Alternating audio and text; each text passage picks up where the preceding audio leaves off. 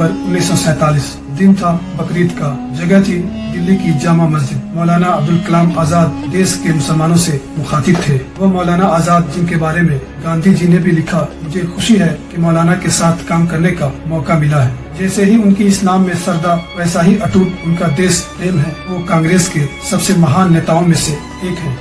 ये बात किसी को भी नहीं भूलनी चाहिए, मगर आज मौलाना आजाद को भुलाने की कोशिशें हो रही है। वो आजाद जो जामा मस्जिद पर खड़े होकर मुसलमानों से कह रहे थे कि जमुना किनारे तुम्हारे काफिलों ने वजू किया था और आज तुम हो कि यहाँ तुम्हें रहते हुए खौफ महसूस हो रहा है। हम इसी के लिए और उसकी तकदीर के बुनियादी फैसला हमारी आवाज के बगैर अधूरी ही रहेगी। मौलाना आजाद की जब स्पीच को सुनते हैं तो एहसास होता है कि कितना गहरा सदमा था उनके दिल में। तभी तो बंटवारे के रिश्तों को बेपनाह दर्द को समेटे हुए वो मुसलमानों से शिकायत कर रहे थे और भीड़ उनको सुनने के लिए बेताब थी। मगर बीता हुआ कब लौट कर आता है, अब बहुत देर हो चुकी थी। मजहबी आधार बनाकर देश का बंटवारा हो चुका था। मोहम्मद अली जिन्ना जीत गए थे और आजाद हार गए थे। मौलाना आजाद को सिर्फ इसलिए याद किया जा रहा है कि उन्होंने जिन्ना के साजिशों को नाकाम करने की कोशिश की। ये बस साजिशों खड़ी करके आजाद के बाद की जिंदगी को मिटाने की कोशिश करने की भी एक साजिश नजर आ रही है, ताकि मौलाना आजाद की बाद की जिंदगी पर पर्दा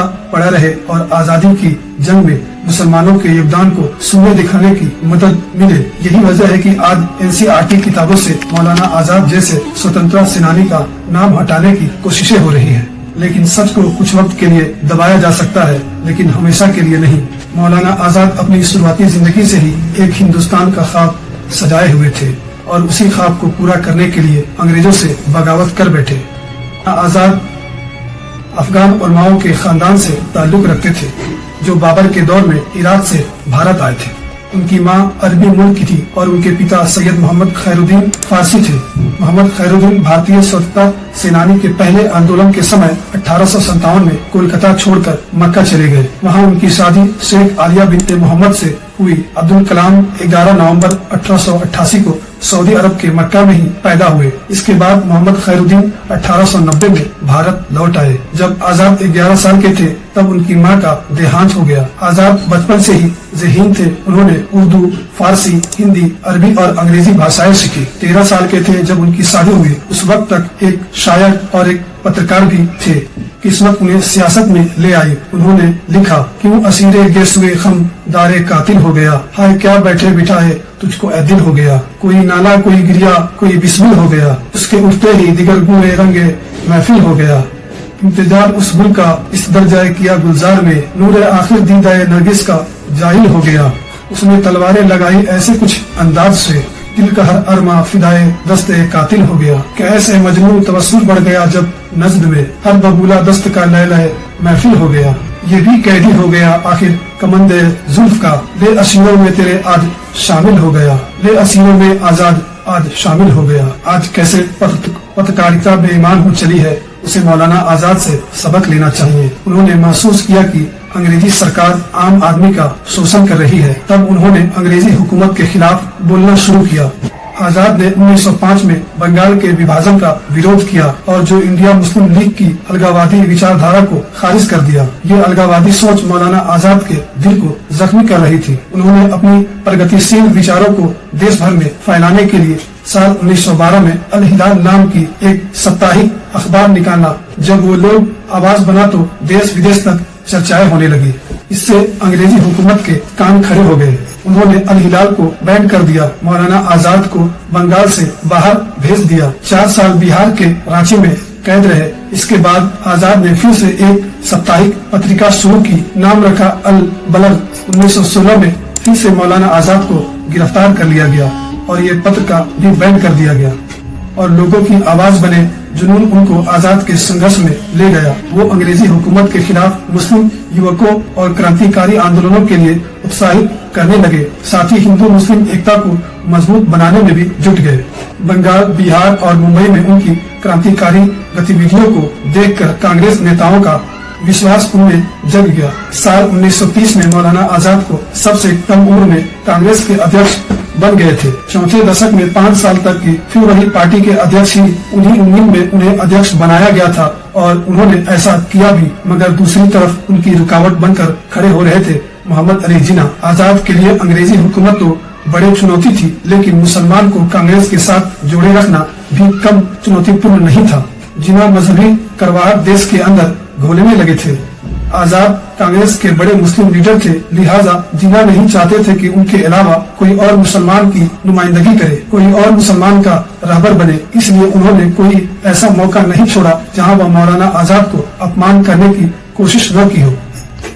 जब आजाद दूसरी बार कांग्रेस के अध्यक्ष बने थे, उस वक्त में जिन्ना की अलग मुस्लिम राष्ट्र बनाने की मांग जोर पकड़ चुकी थी। जिन्ना खुद को मुसलमानों का नेता घोषित करने में कामयाब हो चले थे। जिन्ना हर जगह यही कह रहे थे कि वो गोरे के बदले हिंदू हुक्मरानों को अपने सर पर न बैठा ले, लेकिन आजाद बार बार चिता रहे थे कि मुसलमानों ऐसा न करो, देश की मांग हमें बिखेर कर रख देगी। जब जिन्ना को मनाने के लिए आजाद ने उनसे मिलने के लिए कहा तो जिन्ना ने बेहद ही अपमानजनक खत लिखा, जिसमें उन्होंने लिखा कि मैं आपके साथ किसी भी तरह की कोई बात नहीं करना चाहता। आप तो मुसलमान का विश्वास ही खो चुके हैं। क्या आपको नहीं लगता कि कांग्रेस में आपको महज दिखावटी मुसलमान अध्यक्ष बना रखा है? न तो आप 10 लाख मुसलमानों का नेतृत्व करते हैं और न ही हिंदुओं का। अगर जरा बराबर भी आप सम्मान या शर्म बाकी है तो आप कांग्रेस अध्यक्ष से पद से इस्तीफा दे दें। ये बात इतिहासकार सैयद इरफान हबीब ने अपनी किताब मौलाना आजाद लाइफ में भी लिखी है। लेकिन ऐसा नहीं था कि मौलाना आजाद मुसलमान का विश्वास खो चुके थे, बल्कि बड़ी तादाद में पसमंदा मुसलमान उनके पक्ष में थे। इसकी वजह यह भी थी क्योंकि मुस्लिम लीग जागीरदारों की पार्टी थी, उनमें जमींदारों की बू थी, उसे पसमंदा मुसलमानों की कोई फिक्र नहीं थी। सैयद इरफान अली लिखते हैं, मौलाना आजाद हकीम अजमल खान, डॉक्टर M.A. अंसारी, खान अब्दुल गफ्फार खान, हसरत मोहानी जैसे नेताओं में कैटेगरी में आते थे, जो अपने आप को मुस्लिम नेता कहलाना पसंद नहीं करते थे। जिन्ना जितना आजाद को अपमान कर रहे थे, कभी उन्होंने पलटकर उसका जवाब सीधे तौर पर नहीं दिया, बल्कि हिंदू मुस्लिम एकता की बात करते रहे। इस बारे में महादेव देसाई ने लिखा है, आजाद ने कहा कि 1000 साल पहले नियति ने हिंदुओं और मुसलमानों को साथ आने का मौका दिया।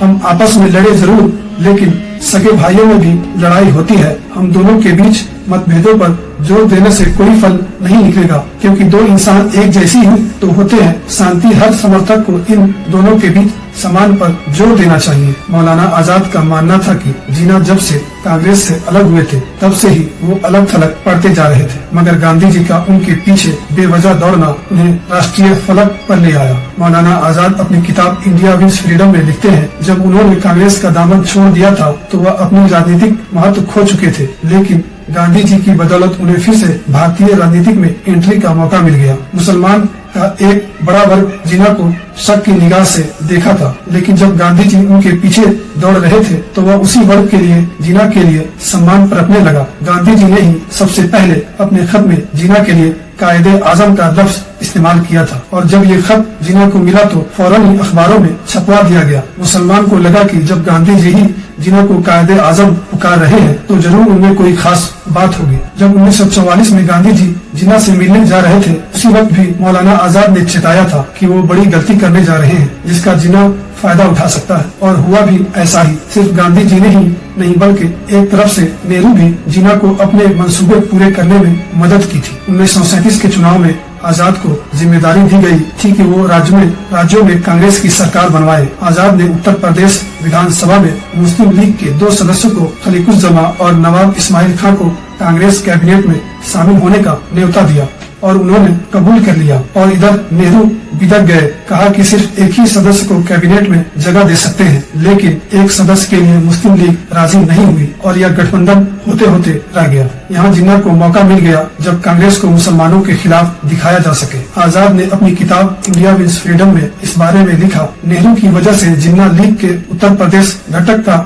समर्थन हासिल करने में कामयाब रहे, जो उस वक्त जिन्ना का साथ छोड़ने के लिए तैयार थे, और इस तरह जिन्ना को उत्तर प्रदेश में अपने पांव जमाने के लिए जमीन मिल गई। यही वजह थी कि 1946 के सेंट्रल डिस्ट्रिक्ट के चुनाव में भी लीग को मुस्लिम सीटों पर 90% वोट के साथ जीत हासिल हुई थी। कांग्रेस को जनरल सीटों पर जीत मिली थी, मगर जिन्ना की यह जीत नहीं थी बल्कि मुसलमानों को एक करने की जंग थी, जिसमें जिन्हों ने फतह पा ली थी और कांग्रेस मात खा गई थी, जिसका नतीजा पाकिस्तान बनकर सामने आया। अगर नेहरू और गांधी जी ने मौलाना आजाद को तरजीह दी होती, उनकी चेतावनी को सीरियसली लिया होता, तो देश टूटने से बच जाता और मौलाना आजाद का ख्वाब मुकम्मल हो जाता। आजाद के मन में देश को एक बनाए रखने की खींच थी, हमेशा के लिए रह गई। अपने आत्मकथा में लिखा कि मुझे बहुत सदमा लगा और हैरानी भी हुई जब सरदार पटेल ने अंतरिम सरकार में तुगलीकरण से तंग आकर मुझसे स्वीकार किया, हम इसे पसंद करें या न करें, भारत में 2 राष्ट्र जरूर है। पंडित नेहरू ने भी मुझसे दुख भरी लहजे में कहा कि मैं विभाजन का विरोध करना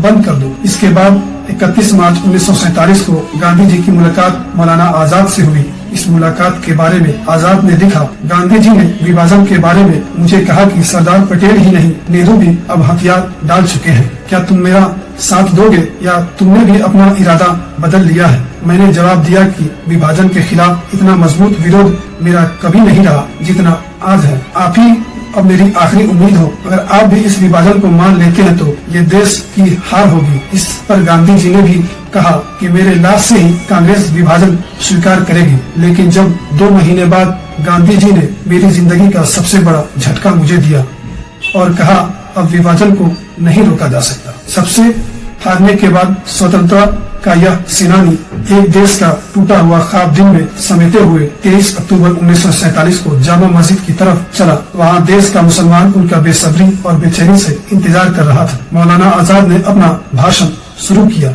मेरे अजीजों, आप जानते हैं कि वो कौन सी जंजीर है जो मुझे यहाँ ले आई है। मेरे लिए शाहजहां की ये यादगार मस्जिद में यह इस्तेमाल नया नहीं, मैंने उस जमाने में भी किया है। अब बहुत सी गर्दिशें बीत चुकी है। मैंने जब तुम्हें खिताब किया था उस वक्त तुम्हारे चेहरों पर बेचैनी नहीं थी, इत्मीनान था। तुम्हारे दिलों में शक के बजाय भरोसा था। आज जब तुम्हारे चेहरों पर परेशानियां और दिलों में वीरानी देखता हूँ तो भूली बिसरी कहानी याद आ जाती है। मेरे भाइयों, मैंने हमेशा खुद को सियासत की गतिविधियों से अलग रखने की कोशिश की, कभी इस तरफ कदम भी नहीं उठाया क्योंकि मेरी बातें पसंद नहीं आती। लेकिन आज मुझे जो कहना है वो बेरोक होकर कहना चाहता हूँ। हिंदुस्तान का बंटवारा बुनियादी तौर पर गलत था। मजहबी इख्तिलाफ को कुछ इस तरह हवा दी गई, उसका नतीजा और आसार यही था जो हमने अपनी आंखों से देखी और बदकिस्मती से कई जगह पर आज भी देख रहे हैं। पिछले 7 वर्ष के हालात दोहराने से कोई फायदा नहीं और न उससे कोई अच्छा